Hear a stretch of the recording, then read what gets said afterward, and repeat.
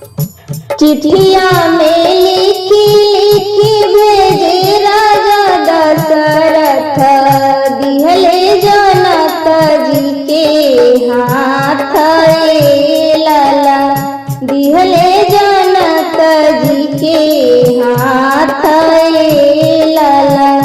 चिट्ठिया में लिखी लिखी भेजे राजा दशरथ, दिहले जनक जी के हाथ लाला, दिहले जनक जी के हाथ लाला।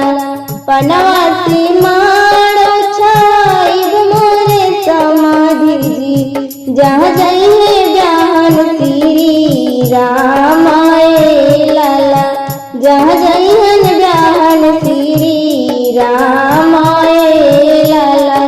फुलवे से माड़ सजाइब मोरे समाधि जी, जहाँ जाइहन ब्याहन श्री राम लाला, जहाँ जाइहन ब्याहन श्री राम लाला। अतना बचन जब सुनाई सिया धिया, धाई मारिया लागे जात लाला। अतना बचन जब सुनाई सिया धिया, धाई मारिया लागे जात लाला। जेकरा नहीं धन दौलत, सेकर धिया रही है कुंवार लाला। जेकरा नहीं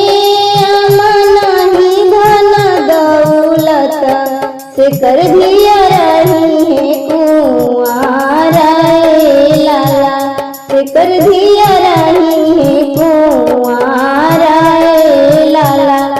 जन बेटी सोचा जानी बिचारा, अब बानिया माँ बाबा तो हारा लाला, अब बानिया माँ बाबा तो हारा लाला। जन बेटी सोचा जानी बिचारा, अब बानिया माँ बाबा तो हारा लाला। देश विदेश से पनाह मंगइबो, पनाह से मड़वा छवाई लाला। देश विदेश से फूलवा मंगइबो, फूलवा से मड़वा सजाई लाला, फूलवा से मड़वा सजाई लाला। चिट्ठिया में लिखी लिखी भेजे राजा जनक, दिहले दशरथ जी के हाथ लाला, दिहले दशरथ जी के हाथ लाला। चिट्ठिया में लिखी लिखी भेजे राजा जनक, दिहले दशरथ जी के हाथ लाला, दिहले दशरथ जी के हाथ लाला। सोनवे के महल बनाइब मोरे समाधि जी, जहाँ जाइए धिया वहाँ मारा लाला, जहाँ जाइए सीता मारा लाला।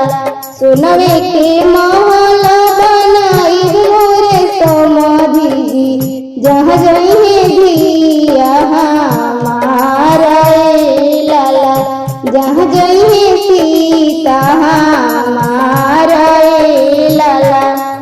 अतना बचन जब सुनले श्री राम जी, धाई बाबा लागे जात लाला, धाई बाबा लागे जात लाला।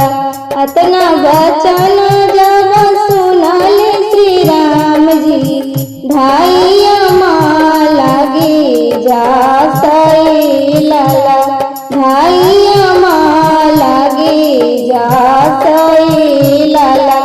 जेकरा बाबा नहीं धन कर बेटा रही है कुंवारा ए लाला जेकरा ही बाबा नहीं धन दौलत से कर बेटा रही है कुंवारा ए लाला जनी बबुआ सोचा हो जानी बिचारा अब बड़े आमा तो